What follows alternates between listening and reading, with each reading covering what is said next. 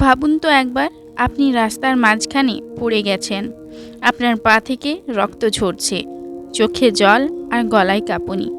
চারপাশে মানুষ তো আছে, প্রচুর মানুষ, কিন্তু কেউ এগিয়ে আসছে না, কারণ তারা মনে করে আপনি সত্যি বললেও বিশ্বাসযোগ্য নন। আজকের গল্পটা এমনই এক ছেলের, যে খুব দেরিতে বুঝেছিল মিথ্যার সবচেয়ে ভয়ঙ্কর শাস্তি কী বা হতে পারে।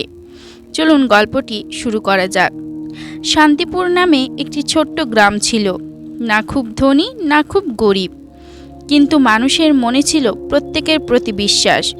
এটাই ছিল এই গ্রামের সবচেয়ে বড় সম্পদ। এখানে কেউ দরজা বন্ধ করে ঘুমাতো না, কারণ সবাই বিশ্বাস করত পাশের মানুষটা তো নিজেরই লোক।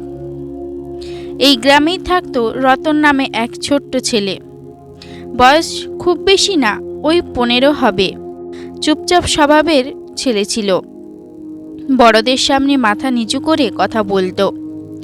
দেখতে এমন যে কোনো দোষই নেই, কিন্তু রতনের ভেতরে একটা অভ্যাস ছিল, যেটা ধীরে ধীরে সব কিছু বদলে দিচ্ছিল।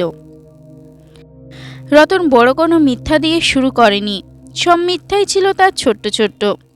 এই ধরো, যেমন মা জিজ্ঞাসা করতো, এই রতন, পড়া শেষ করেছিস? রতন বলতো, হ্যাঁ মা, কিন্তু আসলে রতন খাতাই খোলেনি। তার বাবা যদি তাকে জিজ্ঞাসা করত, আজ স্কুলে কি কি শিখলি রতন? রতন বলতো, সব শিখেছি বাবা। আসলে সে কিছুই শিখেনি। রতন ভাবত, এতটুকু মিথ্যায় কী বা আসে যায়, কিন্তু সে বুঝতে পারেনি ছোট মিথ্যায় একদিন বড় অভ্যাস হয়ে দাঁড়ায়। দিন যেতে যেতে গ্রামের লোকজন খেয়াল করতে শুরু করলো, রতনের কথার সঙ্গে তার কাজ মিলছে না। আজ বলে এক কথা, কাল দেখা যায় সেটা আরেকটা। কেউ আর নিশ্চিত হতে পারত না রতন সত্য বলছে নাকি মিথ্যা। ধীরে ধীরে তার নামের সঙ্গে একটা কথা জুড়ে গেল। ওর কথায় আর ভরসা নেই। এটাই ছিল সবচেয়ে ভয়ঙ্কর ব্যাপার, কারণ মানুষ গরিব হলে কষ্ট পায়, কিন্তু বিশ্বাস হারালে সে একেবারেই একা হয়ে যায়। একদিন স্কুলে টিফিনের সময় খেলতে গিয়ে রতনের লাথিতে জানালার কাঁচ ভেঙে যায়। চ্যাং করে আওয়াজ হয়, সবাই থেমে যায়। মাস্টারমশাই এসে জিজ্ঞাসা করেন, এই কাঁচ কে ভেঙেছে? রতনের বুক তখন ধকধক করতে থাকে। সে জানতো সত্য বললে তার শাস্তি হবে, তাই সে বলল, স্যার, আমি না। মাস্টারমশাই কিছু বললেন না, শুধু এমনভাবে তাকালেন যেন সব বুঝে গেছেন। সেই দৃষ্টিটা রতনের মনে কোথাও গভীর দাগ কেটে দিল। সেদিন বিকেলে মাঠে খেলতে গিয়েছিল রতন। দৌড়াতে গিয়ে হঠাৎ পা পিছলে গেল। সে পড়ে গেল শক্ত মাটিতে।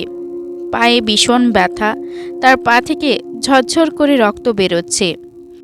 সে চিৎকার করতে থাকলো, কেউ কি আছেন? দয়া করে সাহায্য করুন আমায়। কয়েকজন লোক তাকালো, কিন্তু কেউ এগিয়ে এলো না। একজন বলল, ছাড়ো তো, ওসব নাটক করছে, চলো আমরা নিজের কাজে যাই। আরেকজন বলল, ওর কথায় তো কোনো বিশ্বাসই নেই। এই কথাগুলো রতনের কানে ঢুকে তার বুকের ভেতর ভেঙে গেল কিছু একটা।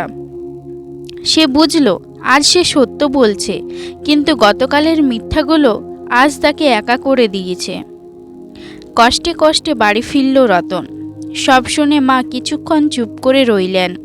তারপর বললেন, বাবা, মানুষ একদিনে খারাপ হয় না, কিন্তু বিশ্বাস হারাতে একদিনই যথেষ্ট। এই কথাটা রতনের মনে বসে গেল। পরের দিন স্কুলে গিয়ে রতন নিজে থেকেই মাস্টারমশাইয়ের কাছে গেল।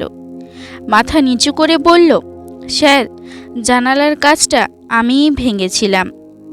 আমি মিথ্যে বলেছিলাম সেই দিন।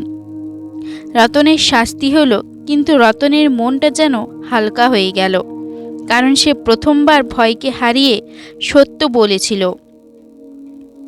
বিশ্বাস একদিনে ফেরে না, কিন্তু রতন চেষ্টা ছাড়েনি। ভুল করলে স্বীকার করত, কষ্ট হলেও মিথ্যা বলতো না। ধীরে ধীরে মানুষ আবার তাকাতে শুরু করলো। একদিন গ্রামের এক বৃদ্ধ বললেন, ছেলেটা কিন্তু বদলে গেছে। রতনের চোখ ভিজে উঠেছিল। মিথ্যা হয়তো আজ তোমায় বাঁচিয়ে